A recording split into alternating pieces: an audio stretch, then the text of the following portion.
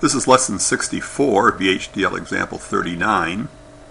It's D flip-flops in VHDL.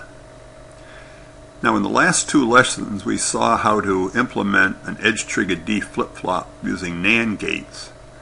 But we know that NAND gates don't really exist in FPGAs.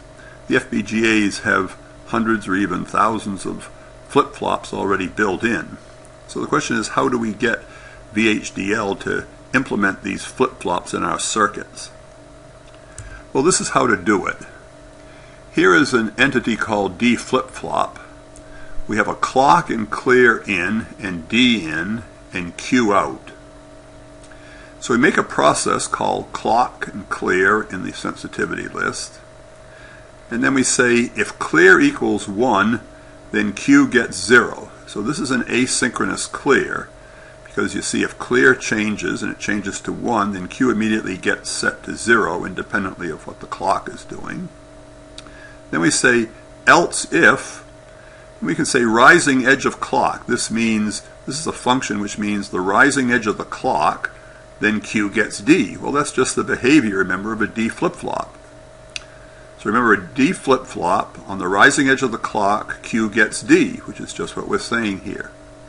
So this is all you need to do in order to implement a D flip-flop. Now this function, rising edge of clock, will work.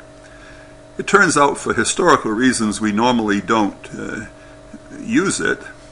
And in the next lesson we'll see what we usually use to indicate a rising edge of the clock.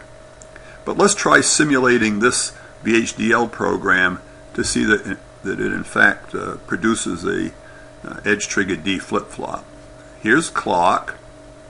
Here's clear. Notice if clear goes to 1, we get an asynchronous clear. Q goes to 0 no matter what the clock is doing. Otherwise, on the rising edge of the clock, Q gets D. So here D is 0.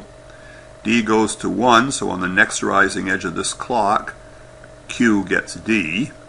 Then we have this asynchronous clear, which will last until the next rising edge of the clock. D is still 1, so Q goes to 1. Next rising edge of the clock, D is 1, Q is 1. Next rising edge of the clock, D has gone to 0, so Q goes back to 0. So in fact, this will in fact implement then an edge-triggered D flip-flop in VHDL.